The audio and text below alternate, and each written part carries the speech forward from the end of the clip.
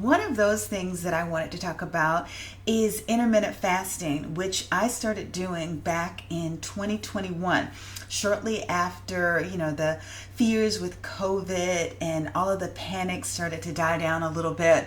People started going back to the doctor's offices, to figure out what had gone on during the pandemic when you were holed up in your house. Anxiety ridden and stressed and everything, eating all sorts of things that you normally might not eat, and then you would go back to the doctor and see what was going on.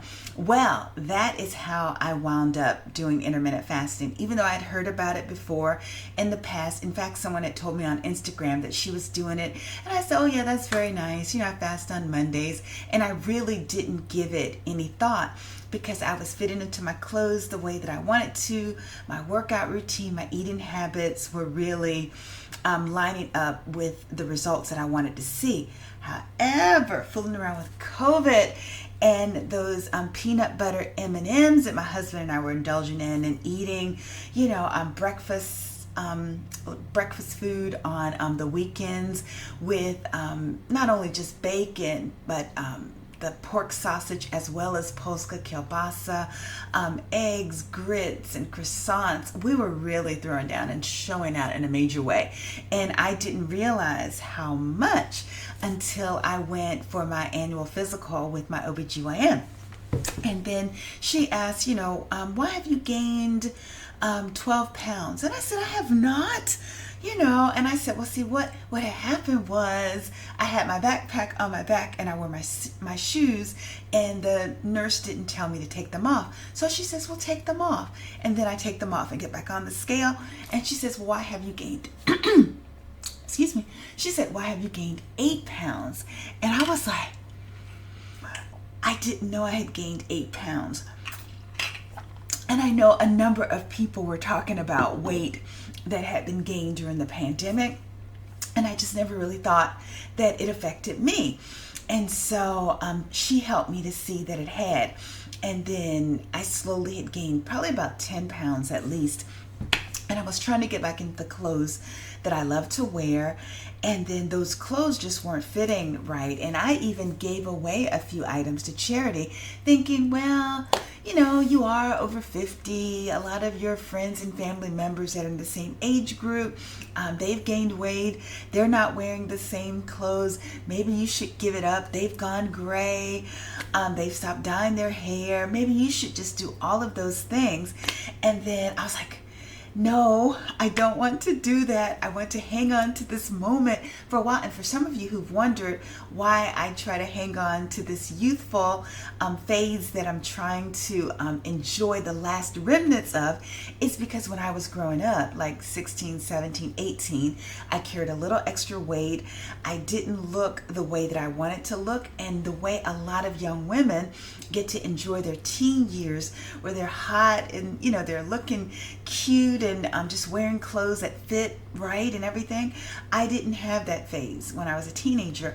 So now that I am 58, I'm feeling really great that I can wear a lot of clothes that I couldn't wear in my younger years. So anyway, so that's what my thing is. So once I, just had an epiphany, I don't want to go out like this. I still have a few years that I want to enjoy wearing a lot of the clothes that I'm not going to be able to wear without people looking at me like I'm crazy in my 60s.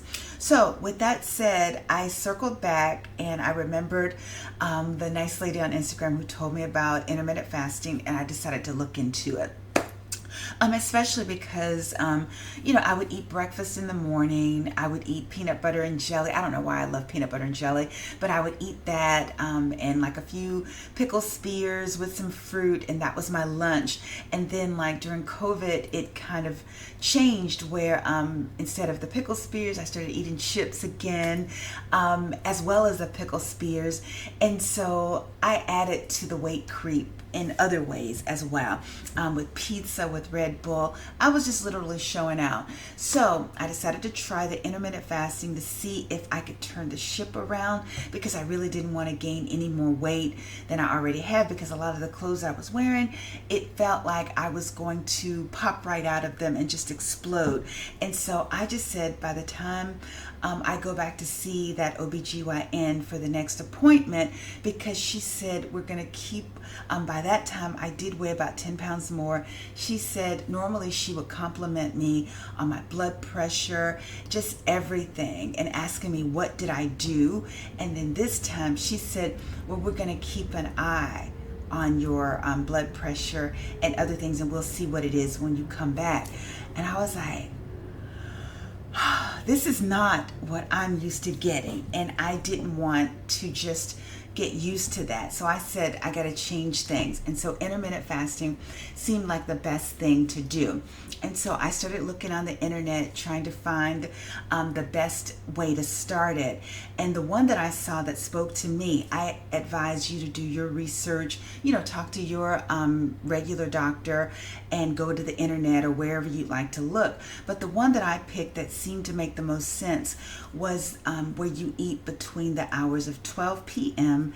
and 8 p.m. And the reason that spoke to me is because a lot of times when I was on vacation, I found myself only eating 2 meals. Like I would probably eat around the lunchtime hour and I would eat dinner. And so when I was eating that peanut butter and jelly, and sometimes, I'd be busy with work and lunch would get pushed out to almost like 2 o'clock. And when dinner would roll around, I would say, it's not like I'm really hungry, but because it was dinner time, I still ate. And so I was eating when I wasn't hungry. I was just eating meals because it was that time. And then I realized, I was like, I could probably do what I do on vacation and push it until 12 o'clock like then, and then, just wrap up all of my eating by 8. And that made sense to me because normally I'm a person who doesn't like to eat after 8 o'clock, and that's given me a lot of success with my weight over the years. So I said, okay, got it. 12 o'clock to 8, that's the only time that I eat. So no breakfast in the morning. And what they call breakfast is really breaking the fast. And so what I understood about intermittent fasting, and you can do your research and hopefully you get the same understanding, otherwise you might get a better understanding, but like your body is fasting during the evenings, like so you don't eat from like say 8 o'clock to 12 p.m. the next day. What's happening during that time, instead of adding more calories onto what your body is trying to burn during that fast, you're allowing it to burn more calories without adding on to it. And so a lot of times we've added food into the mix before our bodies can even burn the calories that it's already consumed from a previous day. And so that's why a lot of times we're not experiencing the weight loss that we want to experience, because we just keep, shoveling in more calories, and your body doesn't really get a free moment to burn them. And so that's why I said that's kind of cool, where like from 8 p.m. all the way to 12 p.m. the next day, my body is able to burn the calories. And the fact that I wake up first thing in the morning and I work out, that's even lending itself more so to losing the weight. So I'm still eating the things that I like. So what I did, instead of that peanut butter and jelly sandwich, I said, okay, I can live without that. I can't live without the cereal that I love with 1% milk. So I just said I would move that meal up to 12 o'clock and then eat my normal dinner, and then not eat in the evenings like I don't like to do Monday through Friday anyway. And so that way I would be able to do the intermittent fasting. Okay, but for some of you, and let me check my notes, but for some, so that's why I decided to do it, and how, because I wanted to get rid of those almost 10 pounds that I had picked up during COVID. And then, but I'm not able to diet. I'm not a person who says, well, I'm going to radically cut the calories in my diet and, only eat like 1,200 calories a day. I'm not that person. I'm not going to starve myself. I want to do something that can last a lifetime. And that's what I suggest that you do as well. You want to do something that you can just do it for the long term.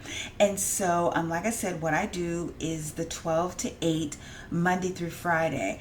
And On the weekends, though, I still stick to the 12 o'clock. I don't eat until after 12. And but the 8 o'clock thing gets relaxed on Saturday and Sunday. If I want to eat my little treats, I eat them, maybe 9 o'clock, 10 o'clock on a Saturday. But what I might do is the next day, instead of eating at 12, I will eat, like, say, at maybe 1 o'clock, 1:30. I push it out by how far. I push the eating out in the evenings. And so it's a little more relaxed. But for the most part, the structure is only eat between the 12 and the 8 window. And some of you may not do this, but I fast on Mondays, where I don't eat until 6 anyway, for religious reasons. I pray and, I ask for clarity on different things. And so it kind of helps. And it also is a discipline thing. It snaps me back into the realization that I'm back on my plan on Monday through Friday, and all of the snacks and things that I'm doing on the weekend, that gets taken off the table Monday through Friday. So that fast, it helps my mind, it helps me from a spirit perspective, but it also goes, stop it. You don't eat snacks during the week. So that's really helped me. And then, but like, a lot of people will wonder, well, how are you making it through the morning? How is it that you're able to go until 12 o'clock? Because a lot of people wake up hungry, wanting to eat something. And I used to be that person. So what I wanted to share with you is I have this cheat. Like Dr. Oz one time said, in order to make it to that 12 o'clock time frame where you're going to eat, he recommended, like in your coffee, maybe you could put some ghee or ghee, Ghee, some sort of fat into your coffee or whatever. I don't really want any fat in my coffee. That sounded disgusting. Or you can just add some honey. I don't really want any honey. Or you can add like some sort of like stevia or something to it, and that can help you make it. Those things don't really appeal to me. If they appeal to you, I say great, because it'll only work better for you if you can do something that's very low calorie and that can help you make it. Or like maybe a tea or something with some stevia and honey in it. If that's what floats your boat, great. But this is what I do, and my oldest son actually said it's cheating. So I'm going to say this is my cheat to help me make it to 12 o'clock every day, whether I'm traveling, whether I'm at home, and it helps me to stay within that 12 to 8 window. Okay, it is a thing that I call co-coffee. And so if you look in my cupboards or cabinets, they are full of Swiss Miss, especially when it's on sale for 2 for $5. It's their dark chocolate cocoa. I kind of started looking into this when I first read that dark chocolate, especially cocoa, supposedly it has nitric oxide in it, and I heard that it relaxes your blood vessels so that you can have a healthier blood pressure. And so since I am 58, I'm all about being proactive and trying to keep my blood pressure in a healthy level. So like I started off with like 2 packs of these, and I would mix it with coffee. And so I'm a Dunkin' addict because I have a son that wound up going to school in New England, and I used to not get why there were so many Dunkin' Donuts. Now I get it. And so to the point where my pantry is full of Dunkin' Donut coffee, especially when it goes on sale, like for $7.99 a bag, I load up. And so what I do is I have their original blend as well as their Dunkin' decaf, and I brew a pot of coffee. And so what I do is I get a pack of the dark chocolate, and then when I can find it, I also use Swiss Miss's Simply Cocoa, which is also dark chocolate flavor. And like this is 110 calories a packet. This is 150 calories a packet. So like if I do 2 packs of these, it's 300. So I decided to do like 1 for 150 and 1 for 110. So I save like 40 calories a day by mixing it up. But I noticed that my grocery store has stopped carrying these. So I will switch back to this because this is a richer taste anyway. So 300 calories, count them, are going into like a Yeti mug that I fill up with the black coffee to about here, and I stir that. And like I start off with a cup of black coffee, just for the antioxidants that coffee supposedly supplies. So like I go ahead and I make that mix, and because I want more protein in my diet, because as we age, you want to keep that little muscle, tone going, and so I realized I needed more protein. And so here's another thing, Nesquik's protein power, and they should pay me, they really should, but this goofy thing is like 290 calories a bottle, so you certainly don't want to drink the whole thing. It has 23 grams of protein. So what I do once a week, well, every week, I finish off one of these, and so that consists of like me in the morning taking one big swallow of this and one sip of my co-coffee, as I call it, and then I take another sip of this and then another swallow of co-coffee. And so that's what I have in the morning, and that gets me all the way until 12 o'clock. Sometimes I may not even eat until 12:30. And again, like if dinner went past like 8 o'clock, maybe like by 8:30, the next day it would be a 12:30 start to eat time. And like if I foolishly went to 9 o'clock, the next day it would be between 1 and 8, to try to get me back on schedule. But this, after you get used to the taste, is actually really good. And so like I sit here, either doing my devotion or starting work, and I'm just sipping this. And then so before that, for those of you who may not know, I do apple cider vinegar because I wake up every morning during the work week at 4:50. I work out, and so like I have a 10-ounce cup of 2 tablespoons of apple cider vinegar with water, and so that's the drink that I'm drinking while I work out. And then I also have some lemon water, and then do I do this before or after? Oh, after the lemon water, I do the whole coffee routine and get started, and then I drink a full mug of water, and then around 10:30, I have a cup of hibiscus tea with no sweetener in it, mainly for the benefits to your blood pressure. Again, it's supposed to help keep your blood pressure in a normal range. And then I continue drinking water. And then Tuesday through Sunday, or Tuesday through Monday, because Monday, that's the day where I fast until 6 anyway.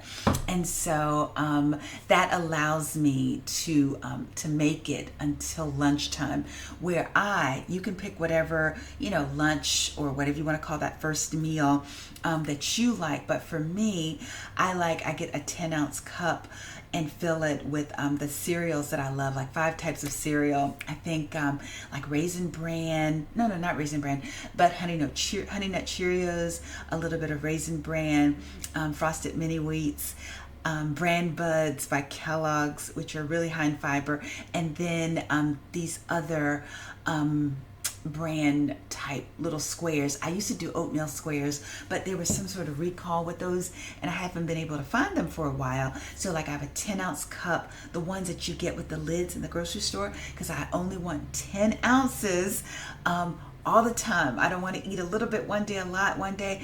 The thing that helps intermittent fasting be a success for you is just being consistent in your habits.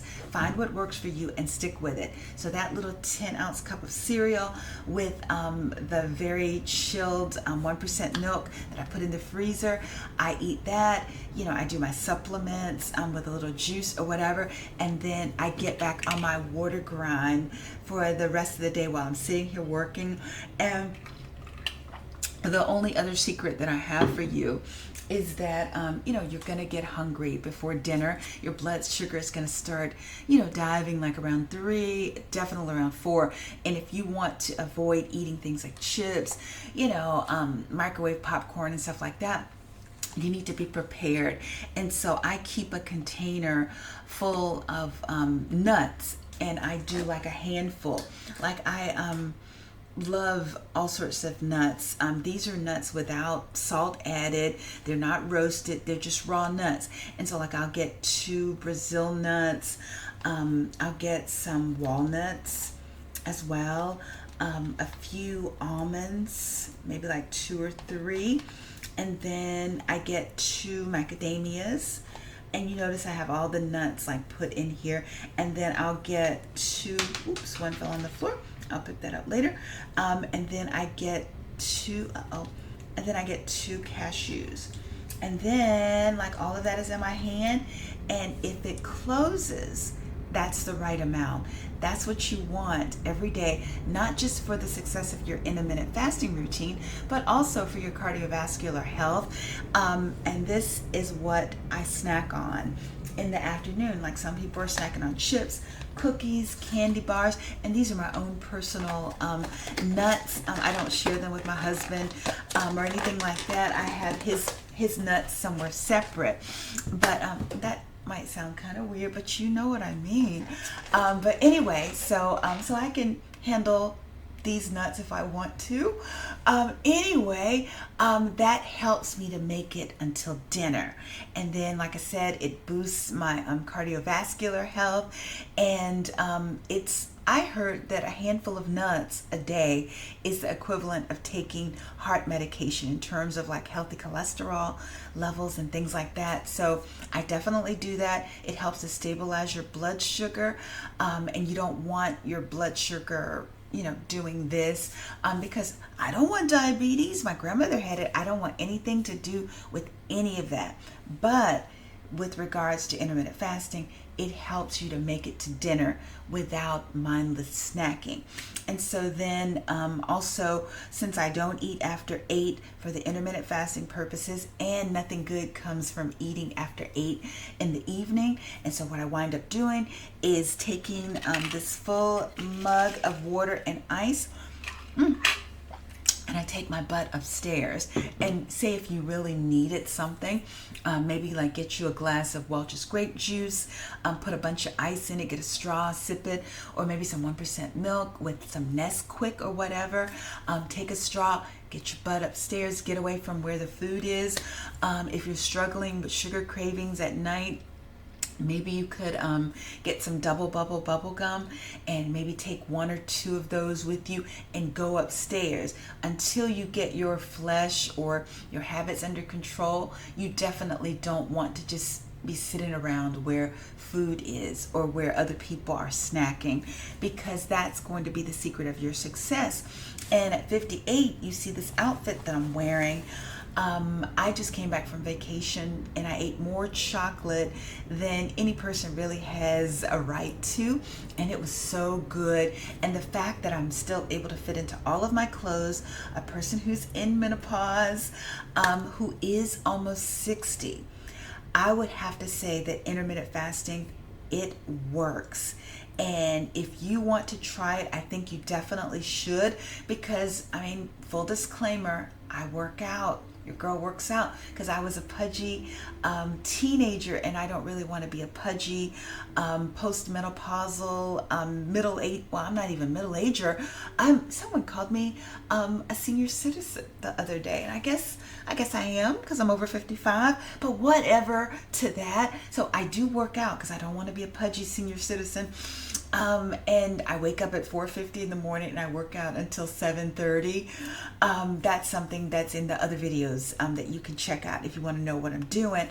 But that's a part of the equation. But that's not all of it, because there were times where I was exercising 99 minutes a day. Well, I was on the treadmill for 99 minutes, doing 7 miles a day, 5 days a week, and I still gained weight because I was eating, recklessly. So you do have to get your eating habits under control. You can't just say, well, I'm just going to exercise it all away. It doesn't work like that. So it's a mixture of things. It's exercise, it's eating right for the most part, but even that won't completely do it, especially as you age and your metabolism starts to slow down. So the game changer for me was intermittent fasting, and I think it could be for you as well. So if the exercise and the relatively healthy diet isn't doing it for you, don't turn to Ozempic or anything like that. Try intermittent fasting first, and see if it makes a big difference for you. It's made a wonderful difference for me, and a couple of outfits that I almost gave away. I'm so glad I didn't, because that intermittent fasting helped to get my butt literally back in to those outfits. And I think it could do the same for you.